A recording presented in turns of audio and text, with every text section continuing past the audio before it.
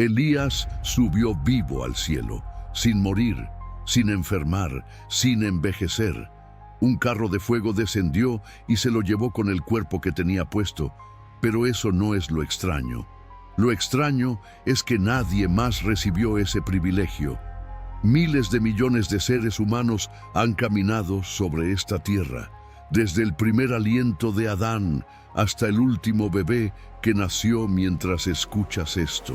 Miles de millones nacieron, vivieron, envejecieron y murieron. Todos, sin excepción aparente. Abraham murió, el padre de la fe, el amigo de Dios, el hombre al que Yahweh visitó personalmente en su tienda junto al encinar de Mamre. Murió.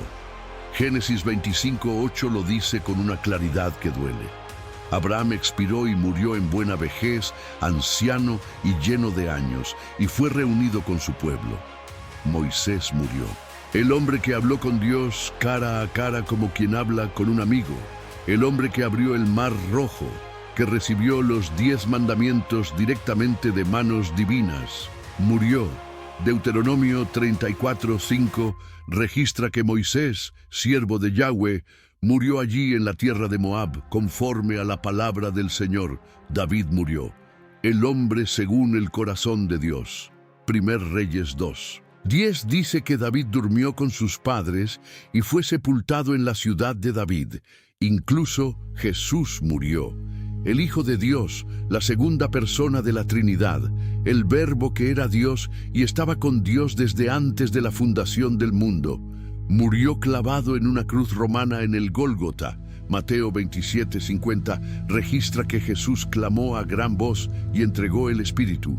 Si Abraham murió, si Moisés murió, si David murió, si el propio Hijo de Dios experimentó la muerte en carne propia, entonces la pregunta que debería quitarte el sueño esta noche es esta. ¿Qué tenía Elías de diferente? ¿Qué tenía un hombre de Galaad, sin genealogía conocida, sin familia registrada, sin pedigrí sacerdotal, sin título oficial? ¿Qué tenía ese hombre que hizo que Dios decidiera que la muerte simplemente no lo tocara? Porque eso es exactamente lo que pasó. Segundo de Reyes 2:11 dice que Elías subió al cielo en un torbellino. No murió, no enfermó, no envejeció hasta que su cuerpo dejó de funcionar. Un carro de fuego con caballos de fuego apareció de la nada y lo separó de Eliseo, y Elías subió al cielo en medio de un remolino sobrenatural, vivo. En toda la Biblia, desde Génesis hasta Apocalipsis, solo 2 personas experimentaron esto: Enoc y Elías. De los miles de millones de seres humanos que han existido, solo 2 evitaron la muerte por completo. Y uno de ellos es el protagonista de lo que vas a escuchar ahora. Pero hay algo que necesitas entender antes de que te dé la respuesta. Algo que cambia la forma en que vas a leer cada versículo sobre Elías a partir de hoy. Y tiene que ver con una palabra hebrea que tus traducciones nunca te mostraron correctamente. Quédate, porque lo que viene no es lo que esperas. Empecemos por lo más incómodo. Hay una pregunta que casi nadie se hace cuando lee la historia de Elías, y es la más obvia de todas. ¿Por qué Dios eligió a este hombre específico para no morir? Piénsalo un segundo. Si tú fueras Dios y pudieras elegir a una persona en todo el Antiguo Testamento para llevarla viva al cielo, como demostración suprema de tu poder y tu favor, ¿a quién elegirías? La respuesta lógica sería Moisés, el libertador de Israel, el legislador, el mediador del pacto. El hombre que vio la gloria de Dios y su rostro brillaba tanto que tenía que cubrirse con un velo según Éxodo 34, 29-35. ¿O elegirías a Abraham, el padre de todas las naciones, el hombre de fe inquebrantable que estuvo dispuesto a sacrificar a su propio hijo?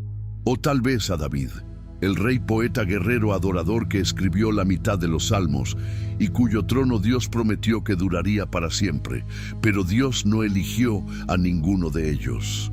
Eligió a Elías, Un hombre del que no sabemos absolutamente nada antes de que aparezca en 1 Reyes 17:1, sin familia mencionada, sin maestro conocido, sin escuela profética que lo formara, un extraño de una región remota al este del Jordán que irrumpe en la narrativa bíblica como un rayo sin nubes. Y eso ya es una pista, porque cuando Dios elige al candidato menos obvio, siempre hay una razón teológica profunda detrás, siempre. Y en el caso de Elías, esa razón tiene 5 capas que se conectan desde Génesis hasta Apocalipsis como una cadena que nadie rompió en 3000 años. La primera capa es la que más me impactó cuando la descubrí y tiene que ver con algo que Santiago escribió en su carta, casi como si fuera un comentario al margen, pero que en realidad es la clave maestra que abre todo lo demás. Santiago 5:17. Un solo versículo, 17 palabras en el griego original. Y dentro de esas 17 palabras está escondida la primera razón de por qué Elías nunca murió. El texto dice esto: Elías era hombre sujeto a pasiones semejantes a las nuestras. En griego, la frase es Elías antropos, en homoiopatés emin. Y la palabra que lo cambia todo es homoiopatés. Significa literalmente de sufrimientos iguales, de la misma naturaleza emocional, de idéntica vulnerabilidad humana. Santiago no está diciendo que Elías era un buen hombre. No está diciendo que era un héroe espiritual. Está diciendo exactamente lo opuesto. Está diciendo que Elías era tan frágil, tan vulnerable, tan emocionalmente inestable como tú y como yo. Y la Biblia lo demuestra sin piedad.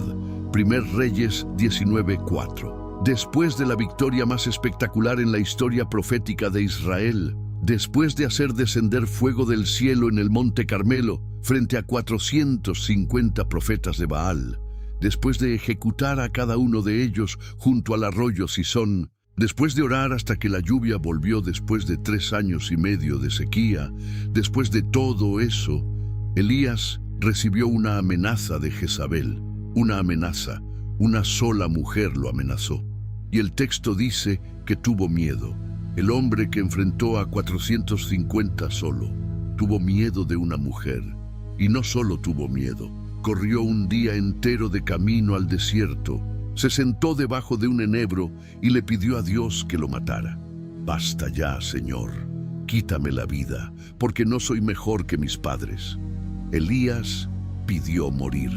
El hombre que Dios había decidido que nunca moriría, pidió morir. La ironía es devastadora. Estás frente a alguien a quien Dios ya había destinado para la eternidad sin pasar por la tumba. Y ese alguien está suplicando que le quiten la vida. Eso no es un héroe de acción. Eso es un ser humano roto. Y ese es exactamente el punto de Santiago. Elías era homoiopatés, de la misma pasta que tú. Ahora, ¿por qué importa esto para entender su arrebatamiento? Porque la primera razón por la que Dios eligió a Elías para no morir es precisamente porque era débil. Si piensas que Dios se lleva vivo al cielo al más fuerte, al más santo, al más perfecto, acabas de descubrir que estás equivocado. Dios eligió al hombre que quiso morir, al que huyó aterrorizado, al que se sentó debajo de un árbol a llorar en el desierto, al que le dijo a Dios que ya no podía más. Y en esa elección hay un mensaje teológico que atraviesa toda la Escritura. La gracia no busca mérito. El arrebatamiento de Elías no fue un premio por buen comportamiento. Fue una declaración de que el poder de Dios se perfecciona en la debilidad. Exactamente lo que Pablo escribiría 1000 años después en 2 Corintios 12:9. Si esto te tocó algo por dentro, dale like ahora mismo, porque lo que viene a continuación es todavía más profundo. Pero hay una segunda capa, y esta es la que conecta a Elías directamente con algo que todavía no ha sucedido. Abre Malaquías 4:5-6. Es literalmente el último mensaje del Antiguo Testamento antes de que Dios se quede en silencio durante 400 años. las últimas palabras. Y mira lo que dice: «He aquí, yo os envío al profeta Elías antes que venga el día grande y terrible de Yahweh. Él hará volver el corazón de los padres hacia los hijos y el corazón de los hijos hacia los padres, no sea que yo venga y hiera la tierra con maldición». Dios cierra el Antiguo Testamento con una promesa específica. Elías vuelve. No metafóricamente, no simbólicamente. El profeta Elías regresa antes del fin. Y aquí es donde necesitas entender algo que cambia la ecuación por completo. Si Elías hubiera muerto, su regreso requeriría una resurrección. Dios tendría que sacarlo de la tumba, reconstruir su cuerpo, devolverle la vida. Y aunque Dios puede hacer eso perfectamente, hay un patrón en la Escritura que sugiere algo diferente. El arrebatamiento de Elías no fue solo un acto de misericordia, fue logística divina. Dios se llevó a Elías vivo porque lo necesitaba vivo para después, no muerto y resucitado, vivo, con el mismo cuerpo, con la misma identidad, con la misma unción profética intacta. Y esto se conecta con algo que sucedió 700 años antes de Malaquías y que muy pocas personas relacionan. Cuando Dios se llevó a Enoc en Génesis 5:24, el texto dice que caminó Enoc con Dios y desapareció, porque le llevó Dios. La palabra hebrea que se traduce como le llevó es lakaj, y lakaj tiene un matiz que la traducción no captura. No significa simplemente se lo llevó como quien recoge un paquete. Significa tomó para sí, recibió con intención, adquirió con propósito. Dios no retiró a Enoc del mundo como quien saca una pieza de un tablero. Lo tomó para sí como quien reclama algo que le pertenece. Y la misma teología opera en el arrebatamiento de Elías. Segundo de Reyes 2:3 dice que Yahweh va a quitar a tu Señor de sobre ti. La palabra hebrea aquí es lakaj otra vez, el mismo verbo, la misma intención, la misma acción divina de tomar para sí. Pero hay una diferencia fundamental entre Enoc y Elías que nadie explica y que revela un diseño deliberado. Enoc vivió antes del diluvio, antes de la ley, antes de Abraham, antes de Israel, antes de cualquier pacto formal entre Dios y un pueblo específico. Enoc representaba a la humanidad entera, era descendiente de Set, no de ninguna tribu particular.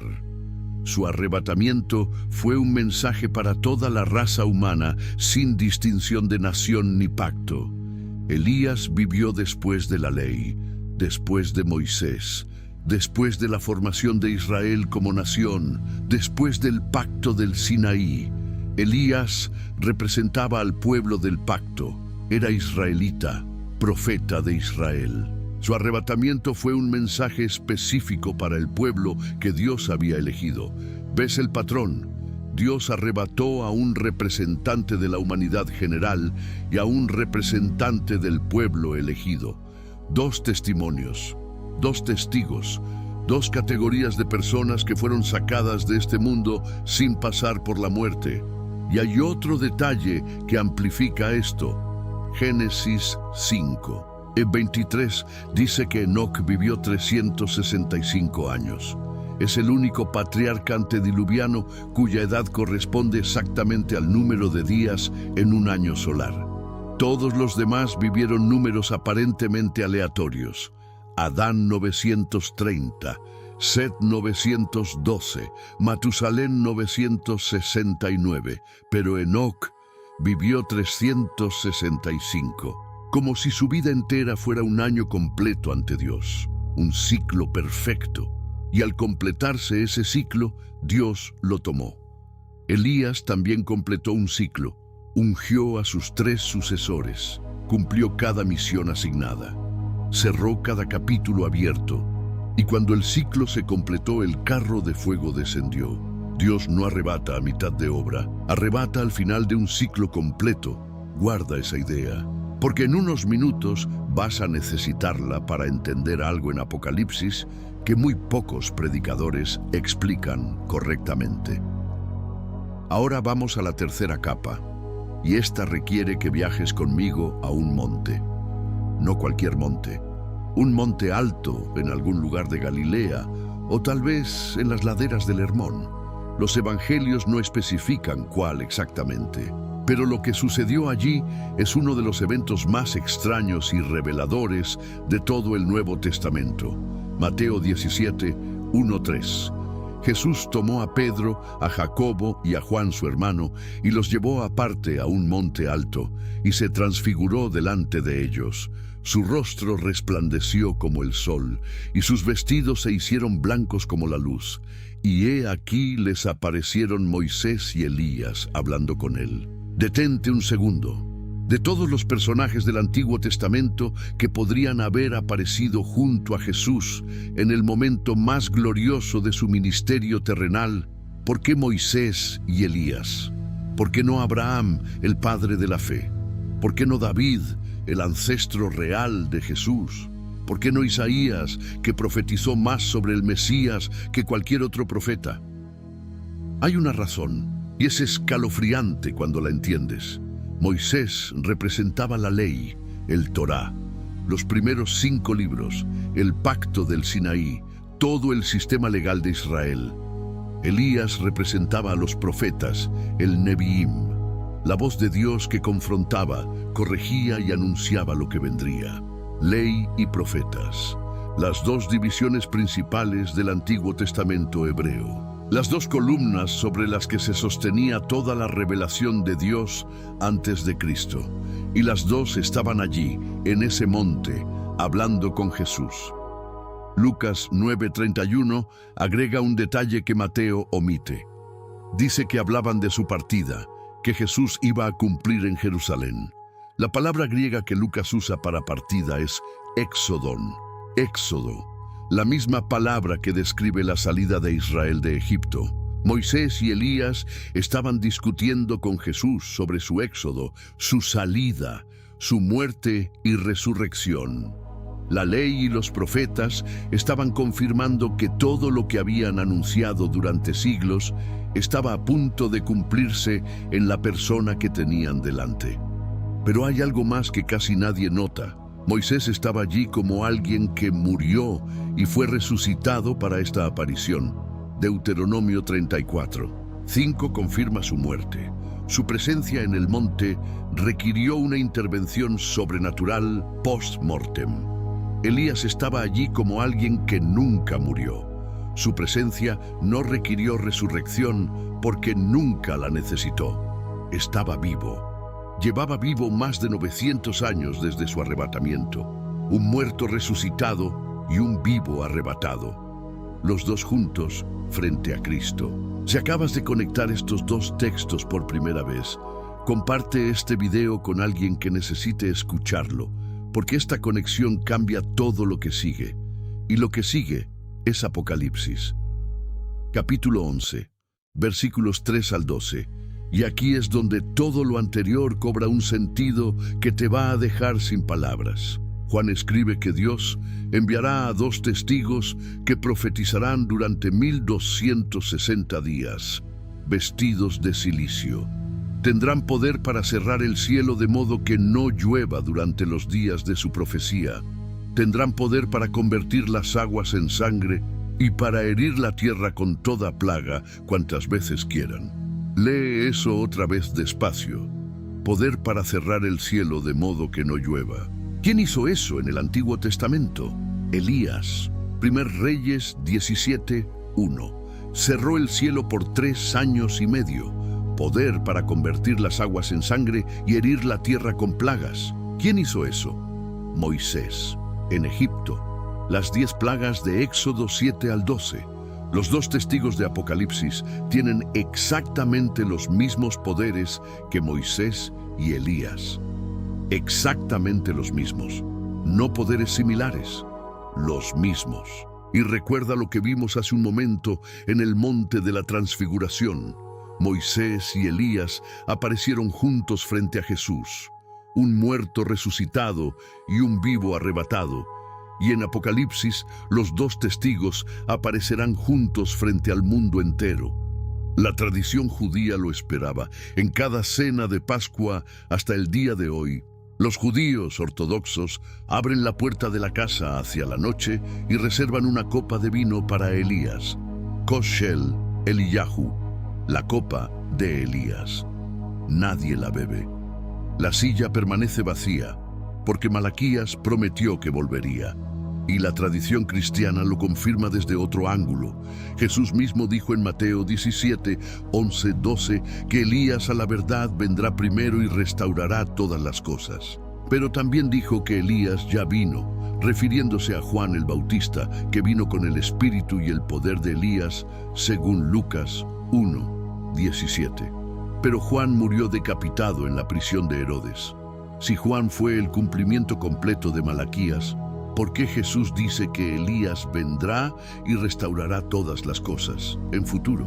Porque hubo un cumplimiento parcial en Juan y habrá un cumplimiento total en los dos testigos de Apocalipsis. El arrebatamiento de Elías garantizaba que estuviera disponible para esa misión final. Dios lo sacó del tablero de juego terrenal en el siglo IX a.C. para reinsertarlo en el momento más crítico de la historia humana, antes del día grande y terrible de Yahweh, exactamente como Malaquías lo profetizó. Ahora necesitas entender algo sobre la forma en que Elías fue arrebatado, porque el método no fue accidental. Nada en la Biblia es accidental. Segundo de Reyes 2, 11, dice que un carro de fuego con caballos de fuego se interpuso entre Elías y Eliseo. La palabra hebrea para carro es rekev, y la palabra para fuego es esh. Rekev esh, carro de fuego. Pero lo que la mayoría no sabe es que la misma expresión aparece en otro lugar de la Biblia con un contexto completamente diferente que cambia la lectura. Segundo de Reyes 6, 17. Eliseo está rodeado por el ejército sirio en Dotán. Su siervo está aterrorizado y Eliseo ora para que Dios abra los ojos del muchacho. Y cuando Dios abre sus ojos, el siervo ve que el monte está lleno de caballos de fuego y carros de fuego alrededor de Eliseo. Rekev esh, la misma expresión, los mismos carros, los mismos caballos. Lo que esto revela es que los carros de fuego no fueron creados especialmente para el arrebatamiento de Elías. Ya estaban ahí. Siempre estuvieron. Son parte del ejército celestial que rodea a los siervos de Dios en todo momento. Lo que cambió el día del arrebatamiento no fue que aparecieron carros que antes no existían. Lo que cambió fue que se hicieron visibles en el plano físico para cumplir una misión específica. Dios no improvisó el arrebatamiento, envió su escolta real.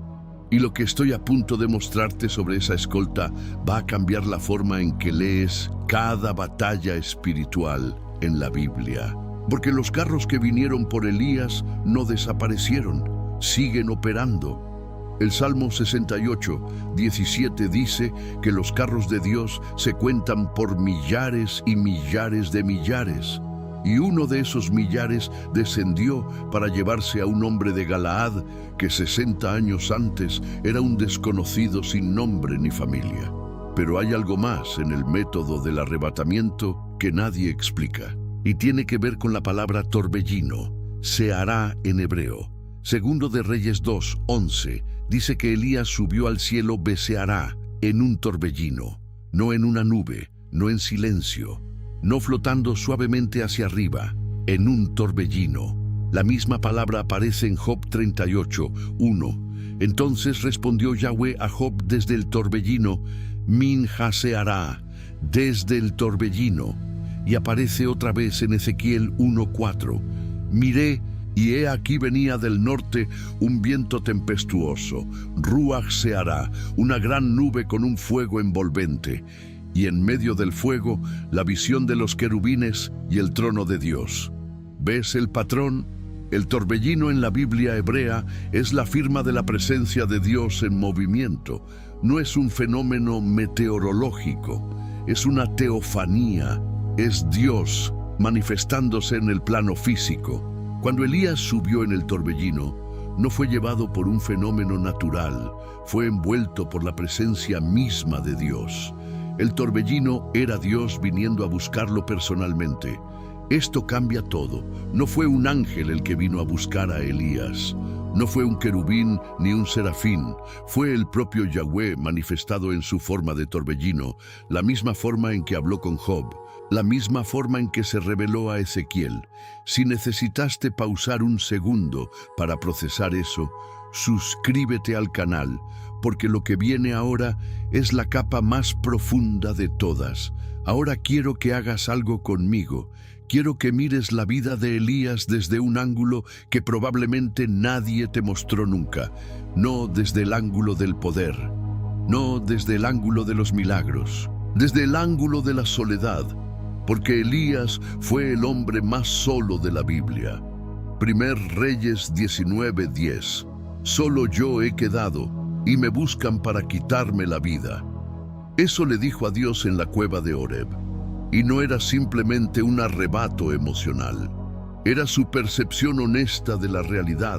Durante años había caminado solo, había confrontado solo, había profetizado solo, había huido solo, había llorado solo.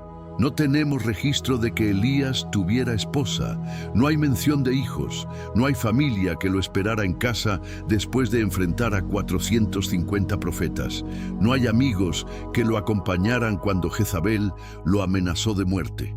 Cuando huyó al desierto en Primer Reyes 19, el texto dice que dejó a su criado en Beerseba y se fue solo al desierto. Ni siquiera al criado se llevó. Y la amenaza de Jezabel necesita contexto para entenderse. Esta mujer no era una reina decorativa, era hija de Ed-Baal, rey sacerdote de Sidón, según Primer Reyes 16:31.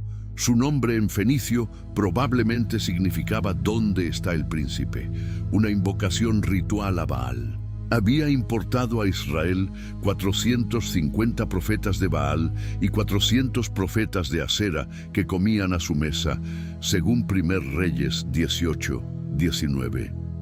Había mandado matar sistemáticamente a los profetas de Yahweh, y solo 100 sobrevivieron porque Abdías los escondió en cuevas, según Primer Reyes 18:4. Cuando Jezabel envió el mensaje a Elías, diciendo que al día siguiente haría con él lo que él había hecho con los profetas de Baal, no era una amenaza vacía.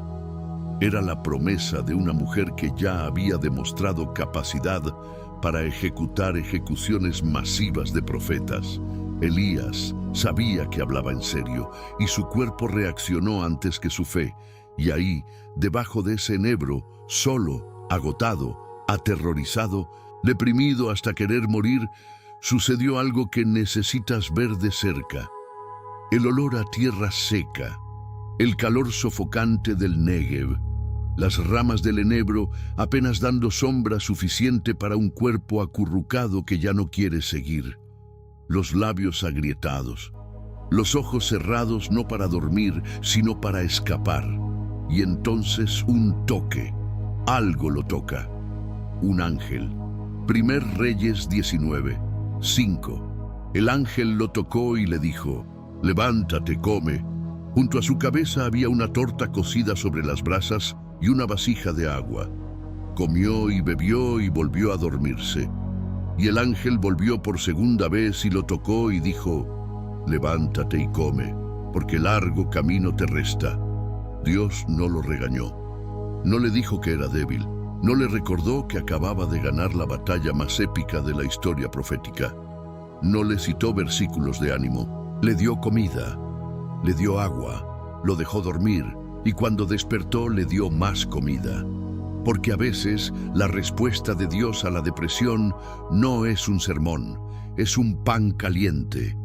Y con la fuerza de esa comida, Elías caminó 40 días y 40 noches hasta Horeb, el monte de Dios, el mismo monte donde Moisés recibió los 10 mandamientos. el mismo lugar donde Dios se había revelado 500 años antes en truenos, relámpagos y fuego.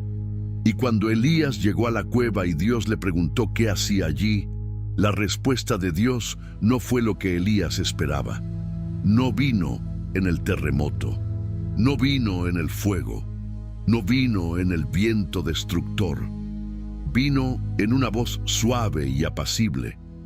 En hebreo, Kol de mamá daka.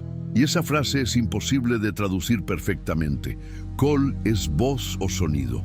De mamá es silencio o quietud. Daka es delgado, fino, sutil. Es literalmente el sonido del silencio sutil. Una paradoja lingüística. Un sonido que es silencio. Una voz que es quietud. La Reina Valera traduce un silbo apacible y delicado. La Nueva Versión Internacional dice un suave murmullo, pero ninguna traducción captura la paradoja del hebreo. Es un oxímoron deliberado.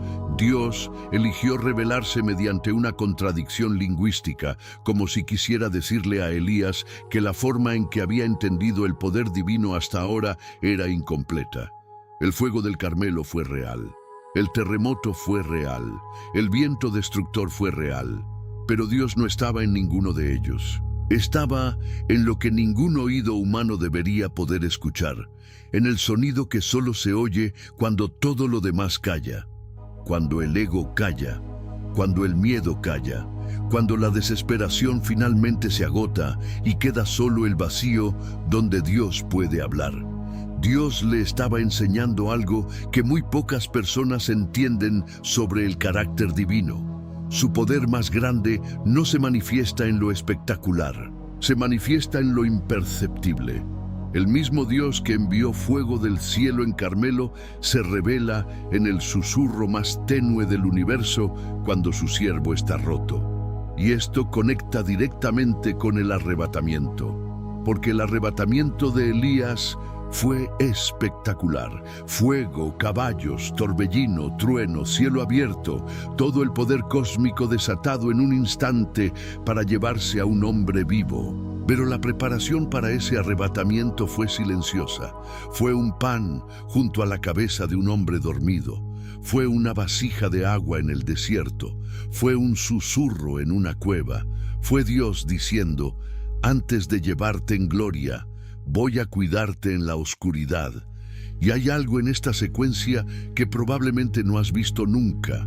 Entre la cueva de Horeb y el arrebatamiento en 2 de Reyes 2, Elías recibió 3 encargos finales de parte de Dios. 1 Reyes 19, 15, 16. Unge a Hazael como rey de Siria, unge a Jehú como rey de Israel y unge a Eliseo como profeta en tu lugar. 3 ungimientos, 3 actos finales, 3 misiones de cierre antes de partir. Y cuando terminó, el carro de fuego descendió. Dios no se lo llevó hasta que completó todo lo que tenía que hacer. No lo arrebató a mitad de obra. No lo sacó del mundo antes de tiempo. Lo sacó cuando cada misión estaba cumplida, cuando cada persona que debía ser ungida fue ungida, cuando cada palabra que debía ser dicha fue dicha. El arrebatamiento no fue una recompensa por lo que Elías hizo bien. Fue el siguiente paso en un plan que Elías ni siquiera sabía que existía. Ahora quiero llevarte a un detalle que la mayoría pasa por alto y que conecta todo lo que hemos visto con algo que sucederá en el futuro. El día del arrebatamiento, Elías hizo un recorrido específico. 2 de Reyes 2, 1:6 registra que fue de Gilgal a Betel, de Betel a Jericó y de Jericó al Jordán, 3 paradas. Y en cada parada le dijo a Eliseo que se quedara porque Yahweh lo enviaba al siguiente lugar. Y en cada parada Eliseo se negó a separarse. Pero lo fascinante no es la lealtad de Eliseo. Lo fascinante es la ruta. Gilgal fue el primer campamento de Israel después de cruzar el Jordán bajo Josué, el lugar donde Israel fue circuncidada por segunda vez después de 40 años de desierto, el lugar donde el maná cesó porque ya estaban en la tierra prometida según Josué 5, 10, 12. Gilgal representaba el inicio. Betel fue el lugar donde Jacob tuvo el sueño de la escalera que conectaba cielo y tierra en Génesis 28, 12, 19. El lugar donde Dios hizo pacto con Jacob.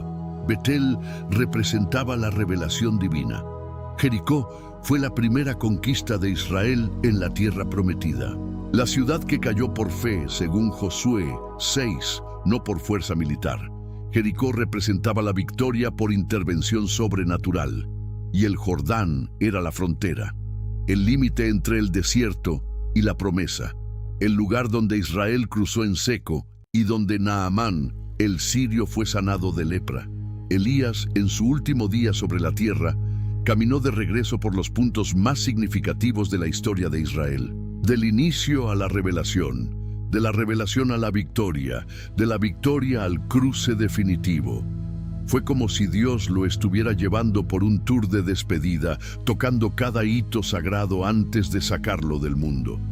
Y al llegar al Jordán, Elías hizo algo que selló su conexión con toda la narrativa bíblica. Tomó su manto, lo dobló y golpeó las aguas, y las aguas se dividieron. Segundo de Reyes 2, 8. La palabra hebrea para manto aquí es aderet.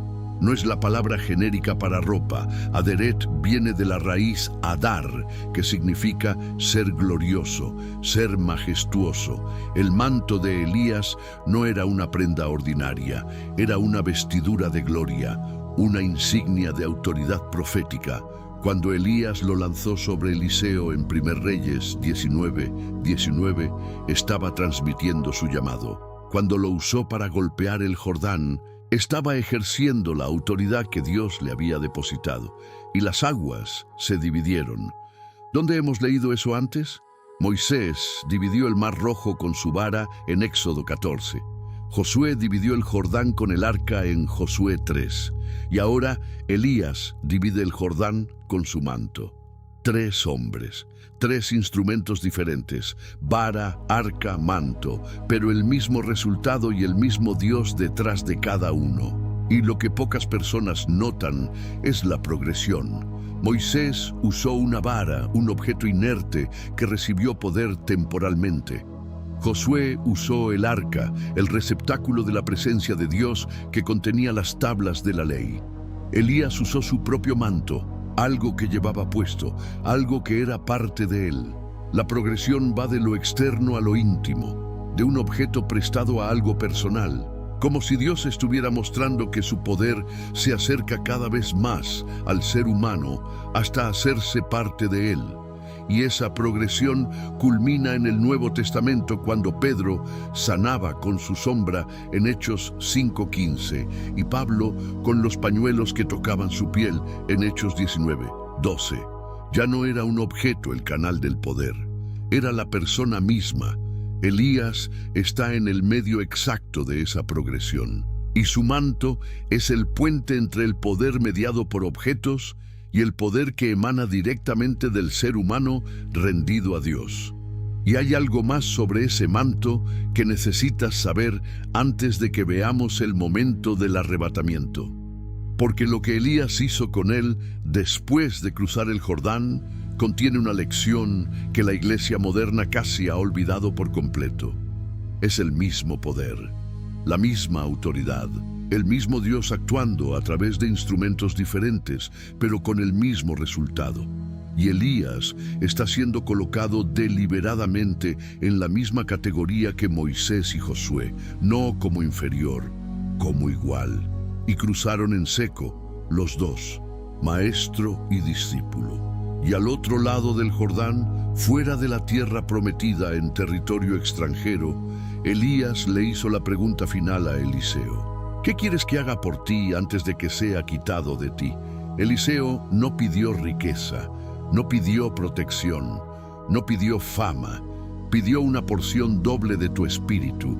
Y en la cultura del antiguo Israel, la doble porción no significaba el doble de poder. Era la herencia del primogénito según Deuteronomio 21:17. El hijo mayor recibía doble porción de la herencia del padre. Eliseo estaba reclamando ser el hijo espiritual primogénito de Elías, su heredero legítimo, su sucesor oficial, y Elías respondió con algo extraño. Cosa difícil has pedido. Si me vieres cuando fuere quitado de ti, te será concedido. Mas si no, no. La condición era ver. Si ves el arrebatamiento con tus propios ojos, recibirás lo que pediste. ¿Por qué la condición de ver? Porque la fe en la Biblia no es siempre ciega. A veces Dios exige que mires directamente lo imposible, que no apartes los ojos, que no parpadees cuando el fuego baja del cielo, que fijes la mirada en la manifestación sobrenatural sin retroceder de terror.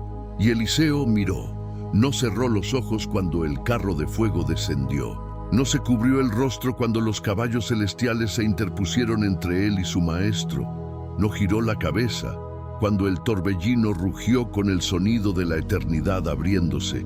Vio a Elías subir y el manto cayó, y con ese manto Eliseo realizó 16 milagros documentados en la Escritura, exactamente el doble de los 8 milagros de Elías. La doble porción fue literal. Pero hay algo que nadie pregunta después del arrebatamiento y que es crucial. ¿Dónde fue Elías? Segundo de Reyes 2:11 dice al cielo. En hebreo, Hashamayim. Pero Shamayim en la Biblia no siempre significa el mismo lugar. Puede referirse a la atmósfera, al espacio o a la presencia misma de Dios. Pablo habla en 2 Corintios 12:2 de un hombre arrebatado al tercer cielo. El primer cielo es la atmósfera, el segundo es el espacio, el tercero es la morada de Dios. El texto no especifica a cuál de los 3 cielos fue Elías, pero la tradición judía, basada en diversas fuentes talmúdicas como Sanedrín, Beracot y Erubín, así como comentarios rabínicos medievales, sostiene que Elías fue llevado a la presencia directa de Dios, al tercer cielo, al lugar donde los serafines cubren sus rostros y claman Santo, Santo, Santo. Y desde allí, según Malaquías 4:5, volverá. Y esto nos lleva a la capa final, la más profunda, la que conecta a Elías contigo. Primera de Tesalonicenses 4:16-17. El Señor mismo con voz de mando, con voz de arcángel y con trompeta de Dios, descenderá del cielo. Y los muertos en Cristo resucitarán primero. Luego nosotros los que vivimos, los que hayamos quedado, seremos arrebatados juntamente con ellos en las nubes para recibir al Señor en el aire. La palabra griega que Pablo usa para arrebatados es arpagesometa. Viene de arpazo, que significa tomar por la fuerza, arrebatar violentamente, quitar con poder irresistible. Es la misma idea del torbellino de Elías.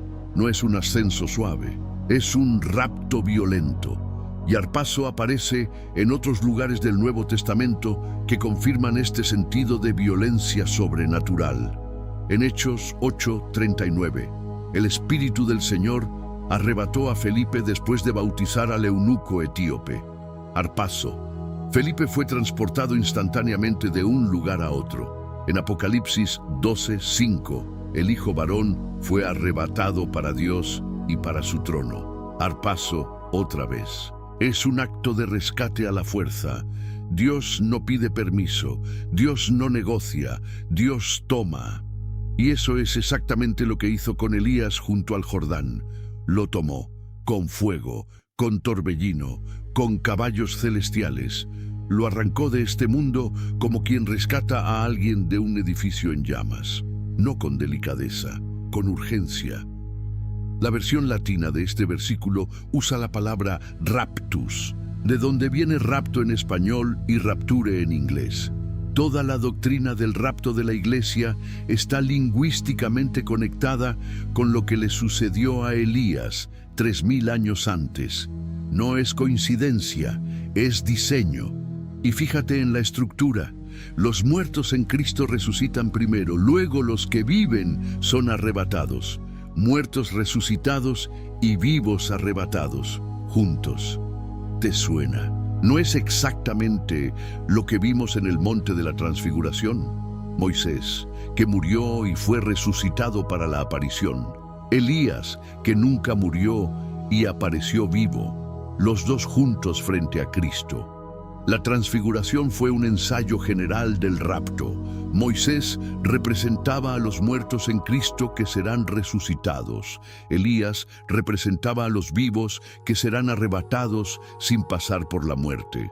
Y Jesús estaba en el centro de ambos, exactamente como estará en el centro del arrebatamiento de la iglesia. Elías no fue arrebatado solo para cumplir una misión futura en Apocalipsis. Fue arrebatado para convertirse en el prototipo viviente de algo que le sucederá a millones de personas cuando Cristo vuelva. Cada creyente que esté vivo en ese momento experimentará exactamente lo que Elías experimentó junto al Jordán: fuego, gloria, torbellino, cielo abierto, cuerpo transformado en un instante, ascenso hacia la presencia de Dios sin pasar por la muerte. Primera de Corintios 15, 51-52 lo describe con precisión quirúrgica. He aquí, os digo un misterio: no todos dormiremos, pero todos seremos transformados. En un momento, en un abrir y cerrar de ojos, a la final trompeta. Porque se tocará la trompeta, y los muertos serán resucitados incorruptibles, y nosotros seremos transformados. No todos dormiremos, no todos moriremos. Habrá una generación de creyentes que nunca experimentará la muerte, exactamente como Elías, exactamente como Enoc. Serán transformados en un abrir y cerrar de ojos, en griego, en átomo, en un instante indivisible, en la fracción de tiempo más pequeña que existe. Pablo está diciendo que lo que le tomó a Elías un torbellino y caballos de fuego, le tomará al creyente del futuro menos de un parpadeo.